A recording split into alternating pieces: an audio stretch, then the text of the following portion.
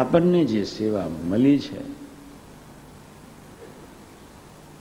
એ નારાયણ ધરતી પર ન હોત, ન પ્રગટ્યા હોત,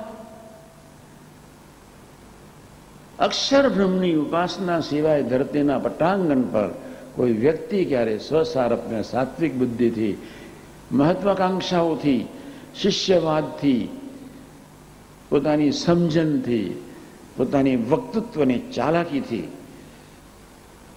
ક્યારેય બહાર ન નીકળી શકે. ત્યાં અક્ષર બ્રહ્મ જોઈએ. તમે ખૂબ ધ્યાનથી સાંભળી લેજો, કેટલા આપણે નસીબદાર છીએ. 33 કોટી દેવતાઓને જે સેવા ન મળે, અવતારવાદને જે સેવાની કલ્પના ન આવી, વૈરાટ પુરુષે પૃથ્વી પર પધારવા માટે નારાયણને સંકલ્પ કર્યો, નારાયણને પ્રાર્થના કરી, પણ વૈરાટ નારાયણે એ સંકલ્પ ન કર્યો કે હું પણ તમારી સેવાનો ભાગીદાર થઈ શકું અને હું તમારા દર્શન કરીને એને બી સાત્વિક અહંકાર નડી ગયો કે અમારા બ્રહ્માંડમાં આવો પ્રભુ.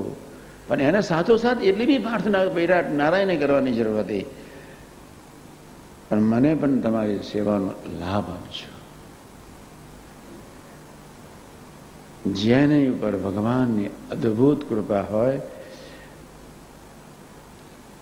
એને સેવાની તક મળે છે.